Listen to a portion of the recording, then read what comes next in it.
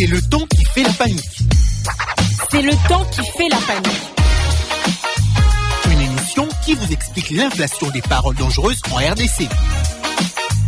Chaque jour, dans les médias et surtout les médias sociaux, nous constatons que la manière dont nous parlons entre nous crée de plus en plus de divergences. Et souvent, on ne réalise pas que nos paroles peuvent provoquer un sentiment de haine envers l'autre. C'est le temps qui fait la panique. Une émission de Bénévolencia en partenariat avec Radio Capi. Mesdames et messieurs, bonjour et heureux de vous retrouver cette semaine à l'écoute de votre émission. C'est le temps qui fait la panique. Ce programme hebdomadaire analyse les mots, les discours et leur impact sur notre vivre ensemble en République démocratique du Congo. Je suis Jody Daniel Kachama à la présentation, accompagné de Jocelyne Moussa Oupondé. Bonjour Jocelyne. Bonjour Jody et bonjour à toutes et à tous. Dans ce nouvel épisode, nous abordons la problématique du langage, de l'inclusivité durant un dialogue national. Depuis plusieurs semaines, on parle d'un dialogue national et inclusif pour trouver des solutions aux multiples crises auxquelles est confrontée la RDC, crise politique, sécuritaire, constitutionnelle, etc. Une conférence nationale est proposée pour réaliser ce qu'on appelle un dialogue inclusif. Mais déjà, cette appellation porte à confusion. Les uns et les autres ne comprennent pas de la même manière le concept inclusivité. Pour certains, il s'agit d'unir tous les partis politiques existants en RDC. Pour d'autres, il faut également que les groupes armés comme les Wazalendo et le M23 puissent y participer. Et pour d'autres encore, la société civile et les églises devraient également être invitées. Comment interpréter et définir le concept inclusivité ? Et surtout, comment faire en sorte que cette inclusivité reflète la représentativité de l'ensemble des Congolais. Et dans les différentes réactions et paroles qui circulent en ce moment, on peut trouver une sorte de manipulation de ce concept de l'inclusivité. Dans ce magazine, on se pose la question de quelle manière ces paroles sont dangereuses, dans le sens qu'elles sont souvent plus exclusives qu'inclusive et que la polarisation augmente déjà bien à la suite des différentes opinions formulées. Bien, pour en débattre, nous recevons une invitée aujourd'hui, Madame Chantal Faïda Moulenga Biuma. Bonjour. Bonjour Monsieur Jody, bonjour Madame Jocelyne. Bonjour. Et à tous les auditeurs de la Radio Capi. Bienvenue, Madame Chantal est militante des droits des femmes et fondatrice de l'ASBEL Ouema. En 2016, elle a co-initié le premier forum des jeunes femmes leaders politiques consacré à la participation politique et à l'engagement citoyen. Avant d'entrer dans le vif du sujet, écoutons un extrait de notre sketch. La scène se déroule sur un campus où des étudiants réagissent face à la liste définitive des facultés qui doivent participer à un dialogue pour trouver des solutions aux problèmes de l'université. On écoute.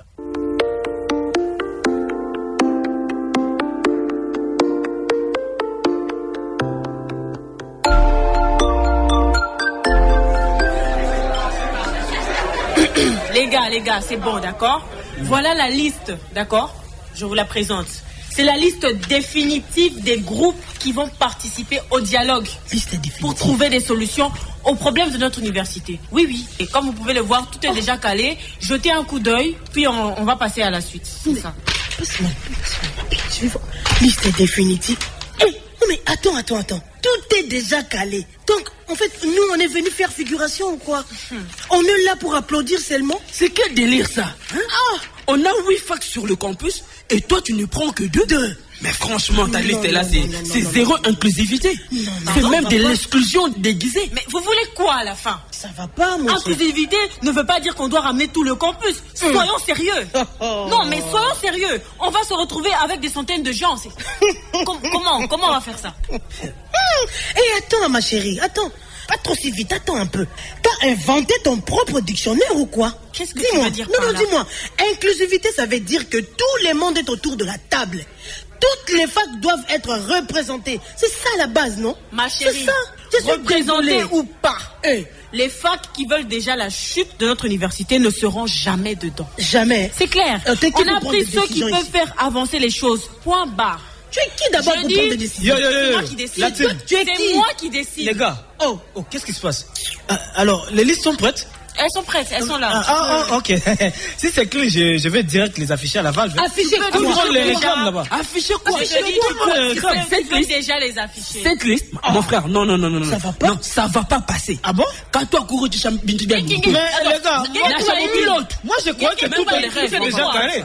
Non, rien n'est calé. Je crois que tout était déjà carré. Justement, c'est ça le problème. On vient d'apprendre que 6 facs vont rester sur le banc des touches. Sérieux? Tu t'imagines? C'est ça votre fameuse inclusivité que vous nous chantiez chaque jour? C'est de l'inclusivité. Non. Je vous jure, s'il vous plaît, si ça reste comme ça, ça va barder. Oui. Ça va faire du bruit sur tout le campus. Et prépare-toi, prépare-toi pour des ennuis, ma soeur. Ça va pas se passer comme ça. Tu sais ce que je vais faire? Oui. Tu vas faire quoi? On va déchirer. Tu es malade? Oui. Les facs qui veulent la chute de notre université n'essaieront jamais des dents, lance un personnage. Chantal Faïda, c'est quoi la rhétorique de l'inclusivité? Oui, en tout cas, cette scénette est profonde parce qu'on voit la réalité des choses. Souvent, il y a ceux qui décident au détriment des autres, sans les consulter au préalable. Et c'est ça qui biaise toute la suite du processus. Donc, l'idéal, c'est de co-construire un agenda avec tout le monde pour que quand la liste sera connue, sera publiée, qu'il y aura bien sûr de revendications, mais on peut minimiser ces revendications. Quand on voit déjà qu'il y a 80% d'exclusion, c'est très grave. Et donc, il faut reconsidérer ces genres de listes. S'il y a liste, il y en a. Et donc, pour ce qui concerne notre pays, je pense que l'heure est à la vérité. Il faudrait qu'on puisse se parler ouvertement, sans craindre des représailles, parce que la tension, elle est forte du point de vue politique, social et cohésion sociale, parce qu'il y a des questions qui fâchent certaines composantes de la société. Alors, il est temps, et on salue vraiment cette décision du président de la République d'organiser enfin ce dialogue national, parce que on a été dans toutes les capitales du monde et jamais chez nous, et donc il est temps de parler entre nous ouvertement des questions de l'heure sur les enjeux cruciaux de notre société. Et donc, pour que nous ayons la paix véritable, la paix durable, je pense qu'on doit ancrer notre dialogue autour de 5 principes. Et le premier, ce serait la représentativité authentique. Donc, il y a des groupes ou des composantes qui doivent à tout prix figurer autour de la table. Déjà, les jeunes, les femmes constituent un poids démographique et donc ils doivent être représentés. Nous avons aussi les refus de l'élitisme. Aujourd'hui, les acteurs politiques de la RDC considèrent qu'il y a certaines personnalités ou certains noms qui doivent toujours prendre part à des rencontres nationales d'envergure. Et donc, ça, il faut briser ça. Il faudrait reconsidérer l'évolution de temps et même des générations. Donc, ce ne sont pas les mêmes personnes qui ont été à la conférence nationale souveraine, au dialogue de 2013, au dialogue de Sun City, parce qu'on a eu beaucoup de rencontres pour la paix, plus de 35, selon des chercheurs. Et donc, on aimerait que, mis à part les protagonistes, parce que c'est eux qui sont à l'origine des conflits, il y a le gouvernement et l'opposition armée, non armée, et les acteurs politiques représentés au Parlement ou en dehors du Parlement, mais il y a aussi des composantes forces vives qui doivent figurer autour de la table, et surtout des nouveaux visages avec des nouveaux rêves, des nouvelles ambitions. C'est ça qu'on aimerait avoir pour les premiers principes. Le deuxième principe, c'est la sécurité de la parole et l'espace de confiance. Donc, il faudrait garantir à tous qu'il n'y aura pas de représailles. Peu importe ce que vous allez dire, soyez... vous êtes protégés par les médiateurs. C'est ainsi que les médiateurs devraient être une personnalité neutre, un groupe ou une personnalité qui est vraiment impartiale et qui donne la parole à tout le monde, et l'équité des paroles est garantie. Donc, le même temps de parole qu'on donne à certaines forces politiques, il faudrait qu'on donne aussi aux composantes qui viennent des forces vives. L'autre principe, c'est la co-construction de l'agenda. Comme je l'ai dit, il ne faudrait pas qu'il y ait des questions taboues pour dire on va juste parler de la paix, la gouvernance, mais on ne va pas toucher sur les problématiques des inégalités sociales, par exemple. Il faudrait que tout soit mis sur la table pour qu'on soit sûr qu'on a tout balayé et qu'il n'y a pas de questions sur lesquelles il y aurait encore des germes de conflits dans la communauté. Il y a l'autre principe qui porte sur la facilitation qui doit être neutre et fixer des règles rédigées claires, acceptées par tous. Donc déjà en amont, il faudrait que les médiateurs ou les facilitateurs commencent les consultations et proposent l'agenda pour que tout le monde, en venant au dialogue, soit déjà d'accord avec les questions qui seront traitées. Le dernier principe, c'est l'action et la redevabilité communautaire.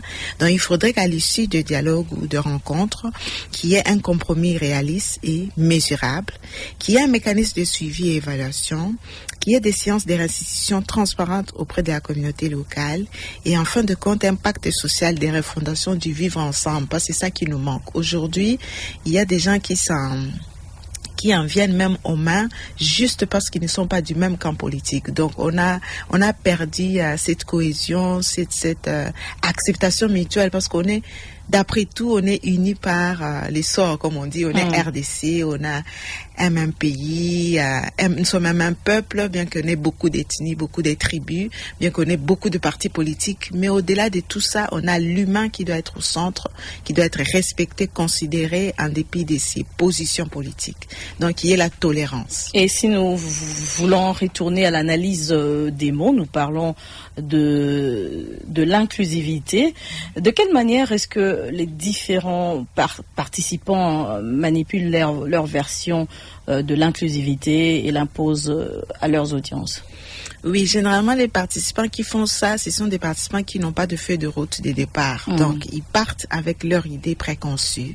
Ce sont des professeurs, des responsables politiques ou des analystes de haut niveau, et ils se limitent là. Alors que la communauté a un nouveau narratif, parce que les choses ont suffisamment évolué pour ça comme ça la RDC. Et aujourd'hui, nous sommes en train de parler, alors qu'il y a plus de 20 millions de Congolais qui ne sont pas sous la supervision du gouvernement, s'il faut le dire ainsi, la province du Nord Kivu et du Sud Kivu.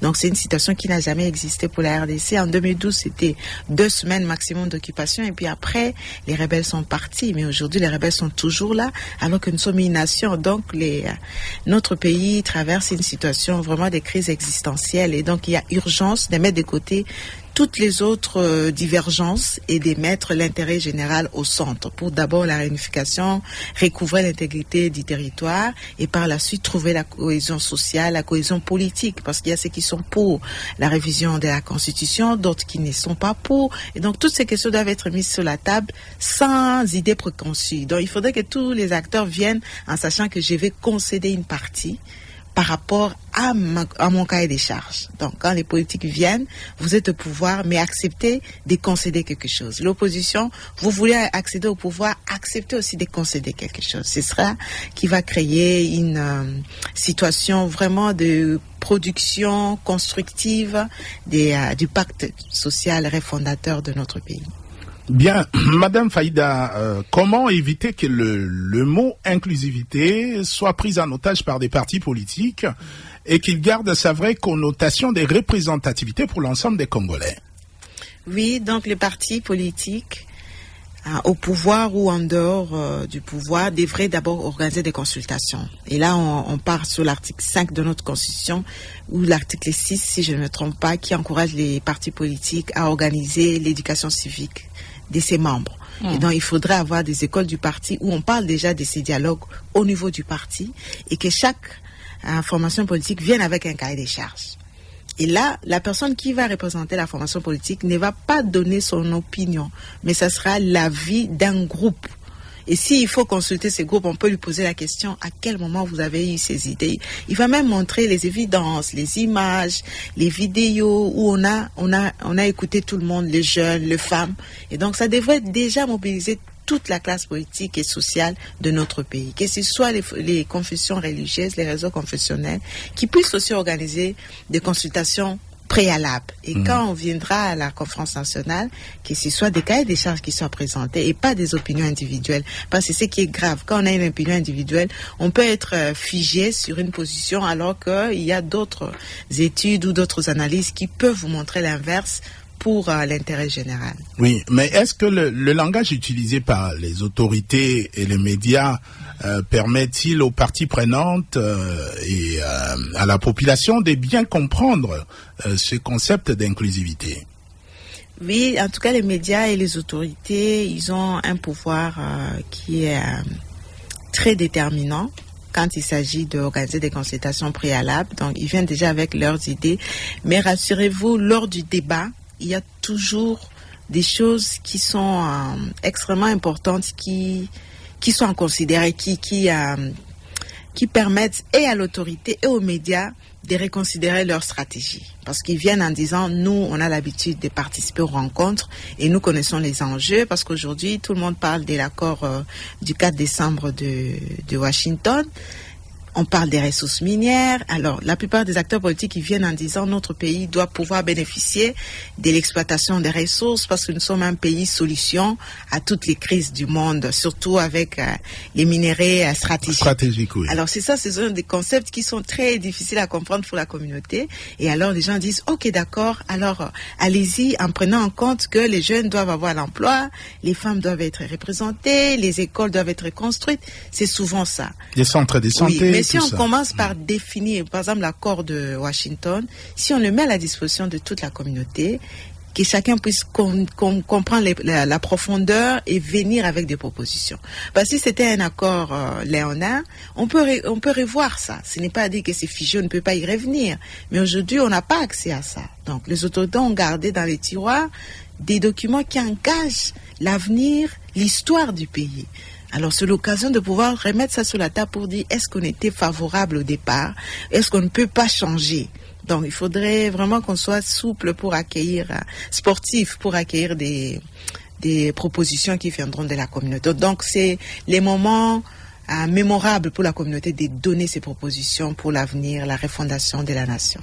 Merci Chantal Faïda. Écoutons maintenant un deuxième extrait de notre sketch radiophonique. Cette fois-ci, les étudiants parlent d'un langage qui rassemble et qui unit dans un dialogue sincère. Que chaque faculté se sente représentée afin de trouver ensemble des solutions qui tiennent la route.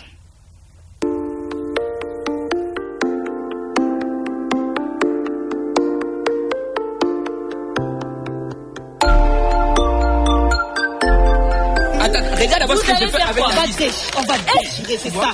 Mais tu es malade ou Tu vois quoi? là-bas ce que j'ai fait avec ta Tu liste. déchires la liste officielle. Oui, j'ai déchiré. J'ai la déchire. Tu n'as qu'à la refaire une fois que tu auras capté le vrai sens du mot inclusivité.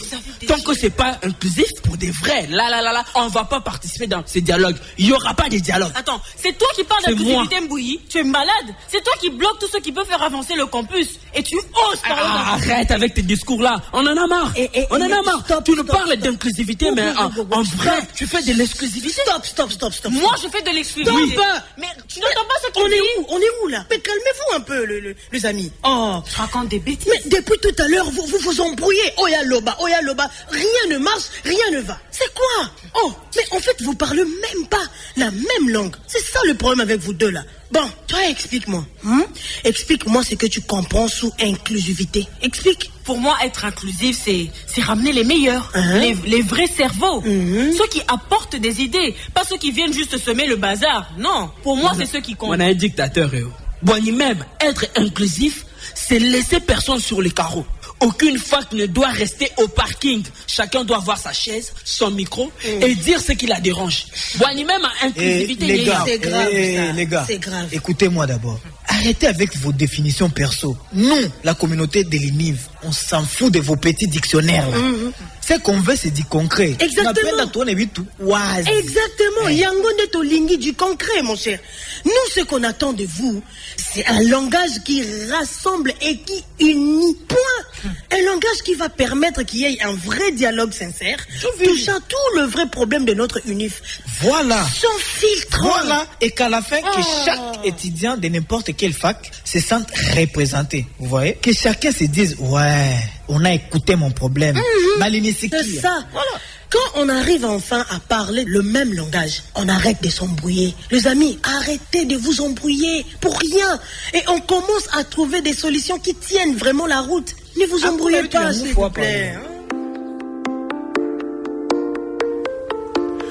Que chaque faculté se sente représentée afin de trouver ensemble des solutions qui tiennent la route, lance un étudiant. Madame Chantal Faïda, y a-t-il une volonté politique et sociale partagée par tous les acteurs pour arriver à cette inclusivité? Je pense qu'il faut construire cette volonté si elle n'est pas encore là, parce qu'on a l'expérience de l'histoire du passé des conflits. Donc les conflits ont détruit les systèmes sociaux, économiques de notre pays. Et donc on devrait avoir cette culture de co-construction d'un langage qui unit et qui rassemble. Parce qu'on connaît les valeurs du bien vivre ensemble. On le connaît. Dans tous les pays du monde qui sont développés, il y a d'abord cette cohésion. Et ce langage qui est partagé par tout le monde. Donc déjà, les valeurs démocratiques rappellent qu'il faut la représentativité, la gouvernance, le respect des droits humains et surtout ne laisser personne de côté. Parce que souvent, quand on élabore la liste des parties prenantes, il y a certains groupes qui sont minorisés. Pour la RDC, on peut parler de peuples autochtones qui sont très souvent mis de côté, les personnes en situation de handicap, s'ils n'ont pas des leaders qui bousculent vraiment avec agressivité, parce que c'est vraiment une bataille pour se retrouver autour de la table. Alors il faudrait qu'on puisse déjà avoir ces quotas de groupes souvent minorisés, personnes en situation de handicap, les jeunes, les femmes et les personnes, les peuples autochtones. Il y a aussi cette indexation. Donc, on est en train de dire, si tu nous exclus, voici ce qui va arriver.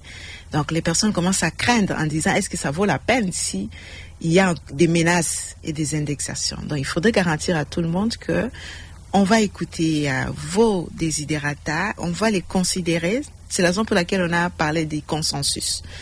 Parce que souvent, en organisant un dialogue, on a même un projet de communiqué final. On l'a déjà. Mais il faudrait être capable d'accepter de revoir du début à la fin ce projet de communiqué final au regard de discussions qui sont menées autour de la table. Donc, il ne faudrait pas rester figé, il faut être ouvert.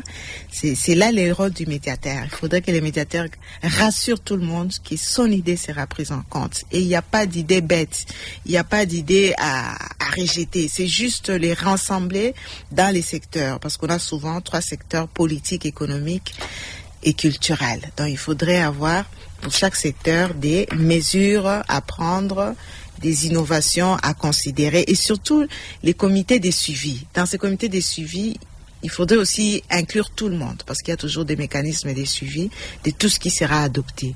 Et dans ce comité, on doit voir et les acteurs politiques, les protagonistes de conflits, mais aussi les composantes forces vives de la communauté. Bien. Et comment une mauvaise communication autour du dialogue inclusif peut-elle devenir un catalyseur des tensions si aucune mesure n'est prise? Oui, c'est là le rôle des médias. Je pense que les médias aussi devraient prendre part à ce dialogue comme acteurs clés. Pas seulement la couverture, parce que ça, c'est un rôle qui est naturel pour le média. Mais quand on est acteur, on est partie prenante à ce dialogue, à ce moment, on a la possibilité de rappeler les stratégies de communication. Parce que tout le monde n'a pas l'expertise pour communiquer, surtout la communication des masses sur des questions aussi cruciales. Il faudrait avoir des experts. C'est ainsi que les médias peuvent vraiment être considérés comme experts pour que le dialogue rassure la communauté, la transparence, la justice et la prise en compte de toutes les questions venant de tout le monde. Donc nous sommes aujourd'hui 100 millions, 120 millions, mais il faudrait garantir si 100 personnes participent, ces personnes portent la voix de ces 120 millions. Et donc ces personnes doivent à tout prix consulter au préalable avant d'aller participer au dialogue pour avoir des cahiers des charges. Donc chacun en venant devrait déjà venir avec un cahier des charges de sa base, de sa communauté ou de son groupe. Merci Madame Chantal Faïda. Et comment une frange des acteurs qui n'est pas invitée au dialogue peut se sentir concernée et en parler de manière constructive? Oui, je pense que le médiateur ou le facilitateur peut créer une boîte à suggestions ou une boîte à réception de cahiers des charges pour ceux qui ne sont pas autour de la table. Et comment, en général, valoriser et positiver le mot inclusivité? Oui, ces mots, en tout cas, on devrait publier la liste des parties prenantes ou des participants un peu plus tôt pour que si jamais il y a des omissions majeures, on puisse corriger rapidement. Chers auditeurs, vous écoutez le magazine C'est les tons qui fait la panique. Aujourd'hui, nous analysons le langage de l'inclusivité durant un dialogue national. Madame Chantal Faïda, selon votre expérience, comment parler de l'inclusivité lors d'un dialogue national de manière constructive et positive sans pour autant heurter les sensibilités ni exclure les uns et les autres? En tout cas, on doit d'abord organiser une relecture du dialogue précédent parce qu'il y a toujours des recommandations. Et avant de commencer les nouveaux dialogues, on analyse pour s'assurer que tout ce qui a été proposé au dernier dialogue, est-ce qu'il y a eu des avancées? Tout ce qui reste comme reliquat ou litige qu'on n'a pas encore couvert, que ça puisse figurer au premier point de l'ordre du jour du dialogue. Donc il faudrait vraiment que l'équité des paroles soit respectée, comme on a dit, mais qu'on ait aussi des experts. À part les médiateurs, il y a des experts en résolution de conflits et en cohabitation qui peuvent venir et proposer des interventions. Sur base des interventions, canaliser les innovations ou canaliser les contenus de l'accord final. Et surtout pas des acteurs politiques, parce qu'un acteur politique peut avoir la bonne foi quand il présente son intervention, mais les participants verront sa couleur politique. Ils pourront même pas l'écouter. Quel rôle peuvent jouer les autorités et la société civile pour éviter les écarts de langage autour de l'inclusivité lors d'un dialogue national, madame? Oui, les autorités en participant au dialogue, d'abord, ils doivent savoir qu'ils ont les mêmes statuts. Donc, le participant à une rencontre nationale, il n'y a pas d'hiérarchie. Non, même si vous êtes autorité, mais quand vous êtes autour de la table, il faut accepter de mettre de côté son pouvoir pour faire avancer. Parce que si vous gardez votre statut de chef de parti, à ce moment, les autres participants sur la table risquent de ne pas dire certaines vérités qui pourraient peut-être vous choquer sur base de votre statut. Mais si vous mettez de côté ces statuts, donc c'est ça, le rôle du médiateur, c'est de garantir à tous les participants l'équité des considérations. Et puis pour la société civile, c'est vraiment elle l'épine dorsale qui porte les problèmes de la communauté. Et aujourd'hui, nous avons des composantes, des thématiques au sein de la société civile. Il y a une thématique qui s'intéresse uniquement à la question de ressources naturelles, paix et résolution des conflits. Déjà, c'est cette composante qui devra faire partie des acteurs majeurs. Parce qu'ils ont travaillé sur ça, ils ont écrit, on prend l'exemple du CEPAS à Kinshasa qui a produit un annuaire de toutes les résolutions des 35 dialogues qu'on a connus en RDC. Donc déjà, eux, ils sont d'office invités parce qu'ils travaillent sur cette thématique depuis. Bien, mesdames et messieurs, c'est par ici que nous mettons un terme à ces échanges autour de l'inclusivité lors d'un dialogue national. Merci à notre invitée, madame Chantal Faïda, pour sa brillante intervention. Merci. Nous retenons que l'inclusivité lors d'un dialogue national passe par un langage qui rassemble et qui unit dans un dialogue sincère afin de trouver des solutions aux problèmes qui nous préoccupent. Cette fois-ci, les étudiants parlent d'un langage qui rassemble et qui unit dans un dialogue sincère. Les mots employés peuvent créer des camps opposés et alimenter la méfiance. Oui, je dis, si le défi est de dépasser ce langage conflictuel exclusif pour adopter une approche constructive, clarifier les objectifs et ouvrir la voie à la réconciliation. Merci encore à madame Chantal Faïda. À la technique, c'était Patrick Kiasongwa. Merci à vous, chers auditeurs, pour votre fidélité. Mesdames et messieurs, retenez ceci, l'inclusivité n'est pas l'exclusivité. Adoptons un langage qui rassemble pour un dialogue sincère afin de trouver des solutions aux problèmes de la nation. Les mots inappropriés divisent les peuples. C'était votre émission, C'est les tons qui fait la panique, proposée par l'ONG La Benevolencia en partenariat avec Radio Okapi. Vous pouvez suivre ce programme en rediffusion samedi à 11h05 et 19h05 et en podcast sur radiocapi.net et à barirdc.net. N'oubliez pas de nous laisser vos commentaires sur nos pages Facebook et X. À très bientôt pour un nouvel épisode. À bientôt. Merci beaucoup.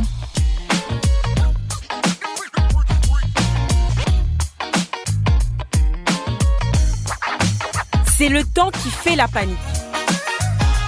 Une émission de Bénévolencia en partenariat avec Radio Okapi.